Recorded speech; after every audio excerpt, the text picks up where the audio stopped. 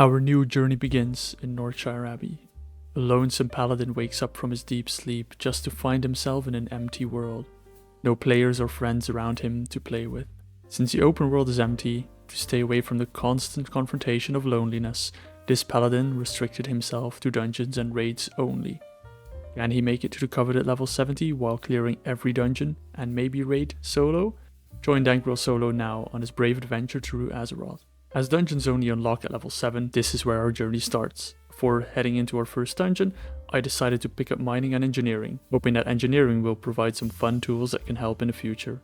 And mining because of the dungeon I am heading to first. The Deadmines.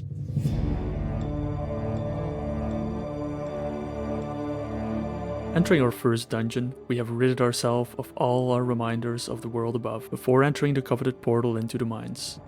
Here, we find ourselves challenged by the miners and their supervisors, but also the Defias Brotherhood, plotting to conquer Stormwind deep inside the depths of the mine. Inside, we meet up with some other survivors, some of which share a quest, but notably, there is also a vendor, which may come in useful as none of the vendors outside of dungeons are allowed, excluding profession vendors. This vendor offers some bags and some wood. This may come in handy to obtain some early extra backspace.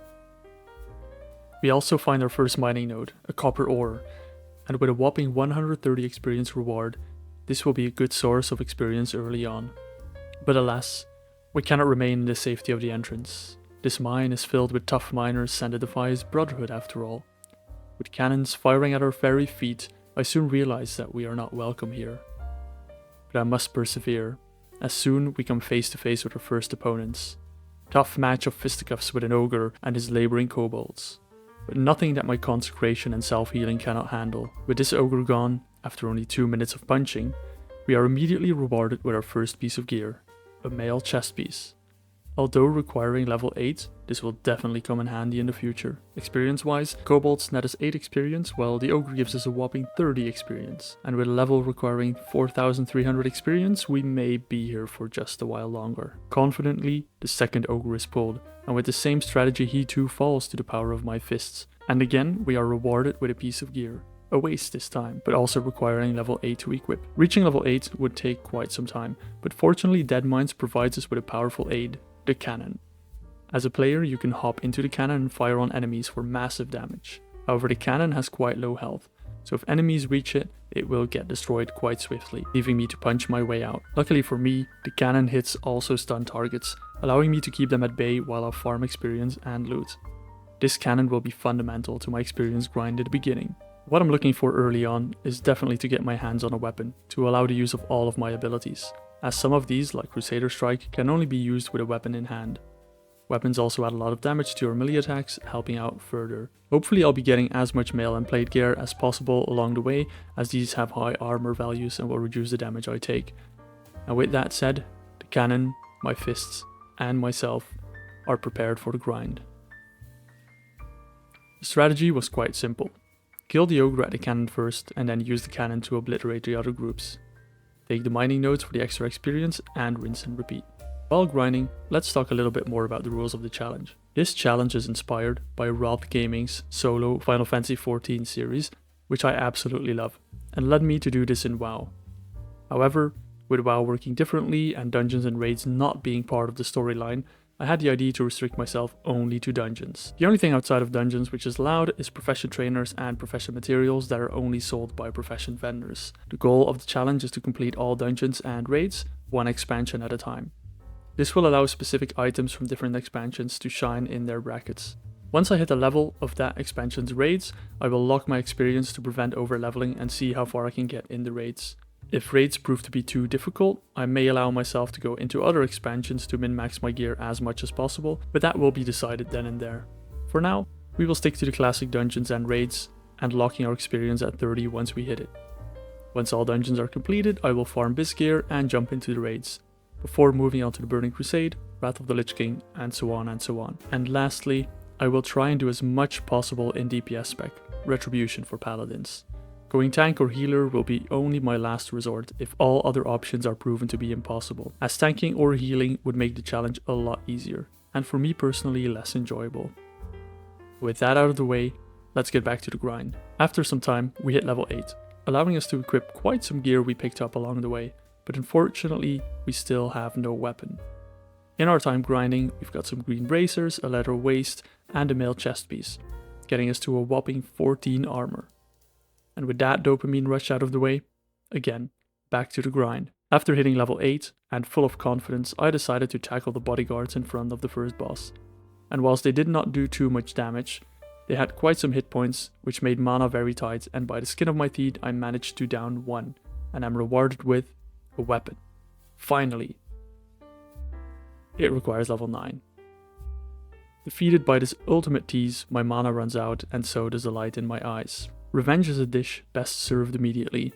With angered fists, I run back to take care of his brother, only to realize that apparently these ogres know CPR, and that the living ogre resuscitated his lifeless friend. Not eager to live through weekend at Bernie's, I take my loss, run outside, reset the dungeon, and get back to the grind. Picking up a bag on my way in, I am ready to grind out level 9, to equip the coveted weapon that I just received. By this time, I am quite good at my cannon game, and can usually defeat all packs with some swift shots without losing the cannon.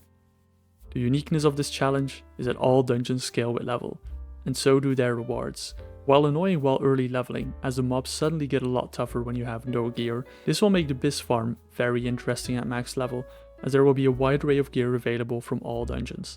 And this is actually something that I'm pretty much looking forward to. After getting almost halfway to level 9, it finally happened. A weapon drop. In this case, it was a one-handed weapon that crossed my path. I immediately equip it and use it to hack down the ogre henchmen in my path. This weapon allows me to do two things. One, it allows me to use Crusader Strike, which is hefty damage and generates holy power. With 3 holy power I can use Word of Glory, a strong instant heal, or Shield of the Righteous, with a ladder requiring a shield, which I don't have yet. With my newfound power, I make short work of Glupdog's guards, at which point nothing stands in between me and him, the first boss of the Deadmines. And if you want to know how that turned out, well, let's have a look.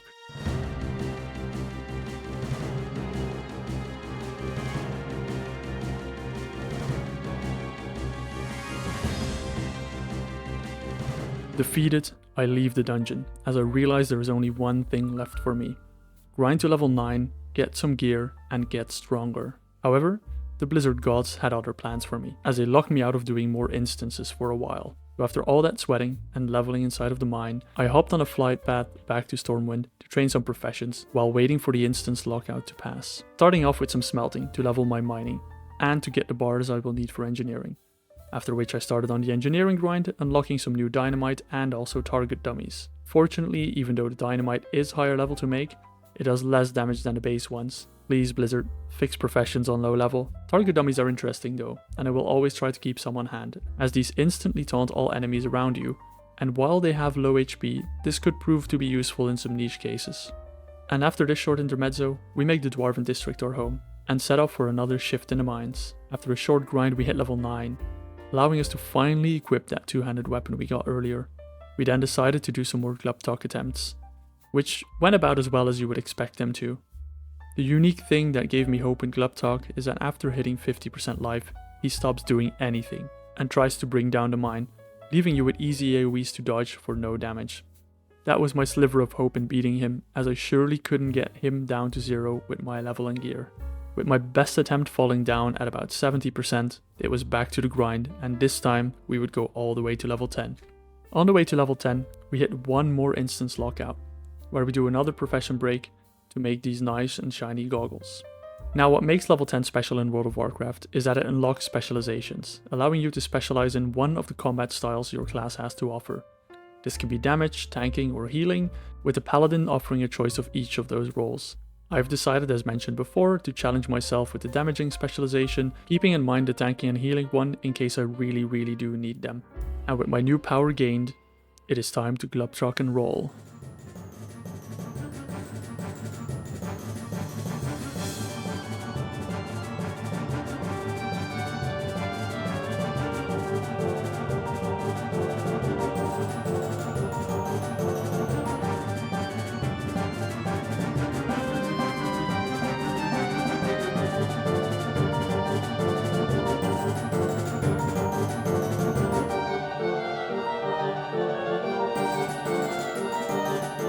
As Gluptok reaches 50% life, he floats in the middle and stops doing anything. From which point on, the kill is in the bag. Shortly after, Gluptok falls, and as a reward, we get 2 gold. And the quest completion netting us 1400 experience.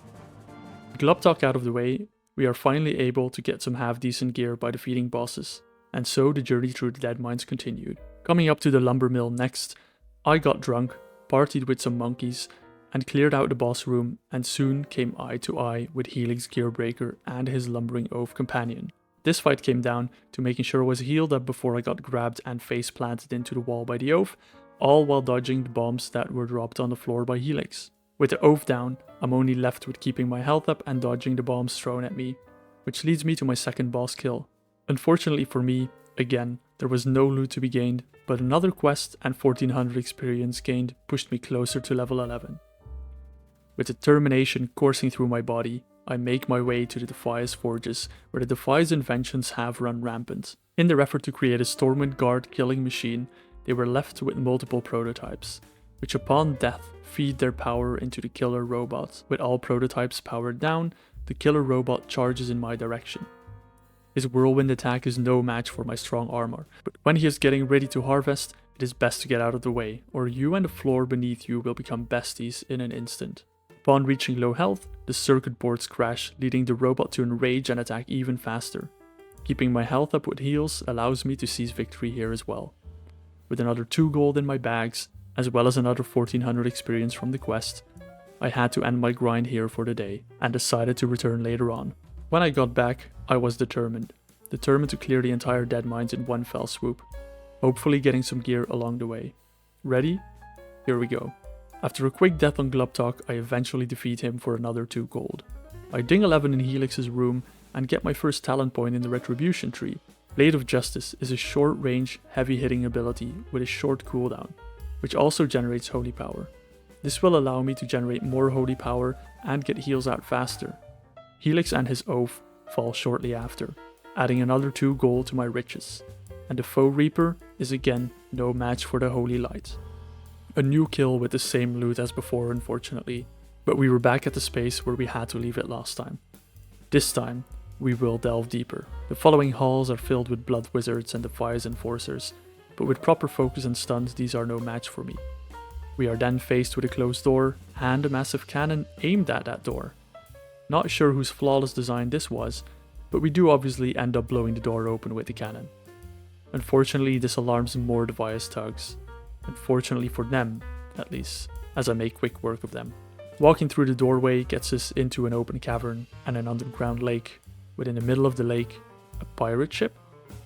That must be where their leader is hiding.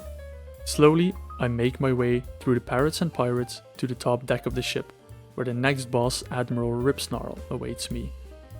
Known as James Harrington, before the Worgen curse took him, he now serves as an admiral of the Juggernaut dream ship of the Defias. Each of his attacks boosts his attack and movement speed, and every 25% health he goes and hides in the fog and jumps out at your throat with a stun and damage.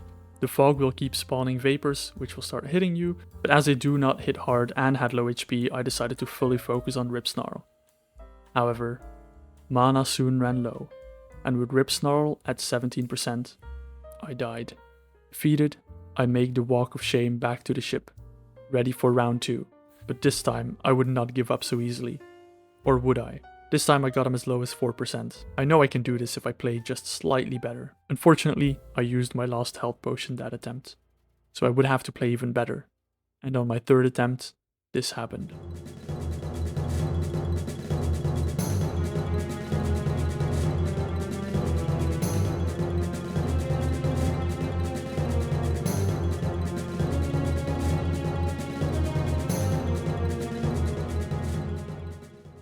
Ripsnarl finally fell, rewarding me with, well, what did you expect? With Ripsnarl out of the way, only one boss stood between me and becoming the hero of Stormwind City, and that is Captain Cookie. A cook and captain, and for those of you who know him, a bit of a pushover of a boss. The mechanic here is that he keeps throwing out food. The ones with a yellow circle around it can be eaten for a haste buff. Green swirlies around the rotten food do damage and should not be eaten. All in all, an easy fight. And with the demise of Cookie, Stormwind is saved. Or is it? Rewarding me with a rare quality cloak, I have but one thing left to do, which is handing in the final quest of the dungeon. As I walk up to the quest giver, the reward presented is Cookie's meat mallet. A one-handed weapon that could serve me well if I ever needed to tank. And the loot gods must have left me lootless most of the dungeon, to feed all that loot luck into upgrading this weapon to epic quality. Unfortunately, one-handed weapons do not allow me to cast Blade of Justice, so whether I will use this will remain a mystery. For now, I can bathe in the feeling that I am the savior of Stormwind, solo. Looking forward to the next challenge ahead of us. As I have heard in a faraway continent, there is a keep with a mad sorcerer and a cave with a cult that both needs saving. Thank you for watching, and see you in the next episode.